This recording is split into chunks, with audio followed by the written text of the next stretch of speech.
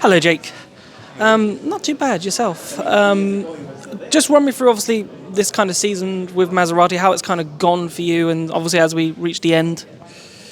Yeah, a bit up and down. Unfortunately, we haven't been able to build the consistency we wanted to this year, I think it's fair to say. I think the biggest hindrance to that has been our qualifying performance, to be honest. The Flash has been quick and always been quick in practice, actually, over one lap, but more often than not, we've struggled to switch this new tyre on. You know, the new compound that we have for this year, we've struggled to understand it. And I think that's had a big knock-on effect into our race performance because of grid positioning. Nevertheless, I think we've always had a good race car.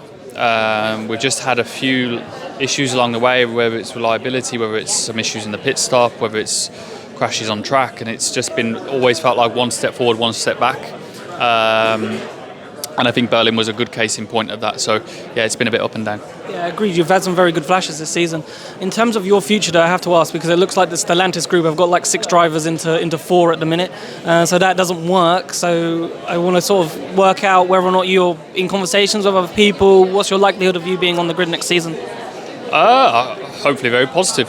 I have a manager to discuss all that for me. So, of course, I'm always in contact with him, and he's here this weekend. And be having a various amount of chats, but my future is open from a sense that there's potentially staying put, there's potentially staying with Stellantis Group, there's potentially moving on. A lot of that will be decided in and around this weekend, I think. So I'm pretty chilled about it, and what will be will be. And finally, obviously, home race. Obviously, how much emphasis goes into qualifying? Because if you qualify well here, you've got a good chance in the race. Yeah, I mean, this is definitely a qualifying track. Grid positioning counts for a lot here.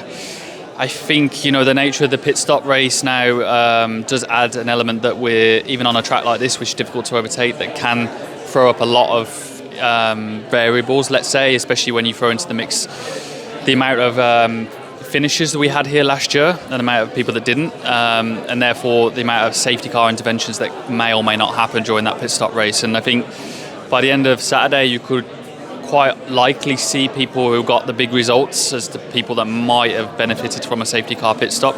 So this thing could come into the mix quite a lot.